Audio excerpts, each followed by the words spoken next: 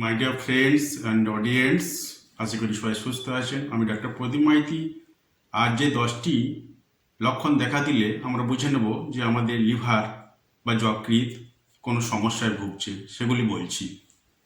যেমন খিদে না পাওয়া, ক্লান্ত থাকা, হাতে পায়ে জল জমা, পেট ব্যথা বা পেট ফুলে যাওয়া এবং হাত লাল হওয়া, ঘুমের ব্যাঘাত ঘটানো বা ব্যাঘাত ঘটা, ভুলে যাওয়া এবং আমাদের ইউরিন বা মূত্রের রং গাঢ় হলুদ বর্ণ হয়ে যাওয়া, জন্ডিস অর্থাৎ আমাদের শরীরের ত্বক চোখের রং হলুদ হয়ে যাওয়া এবং ওজন বেড়ে বা কমে যাওয়া।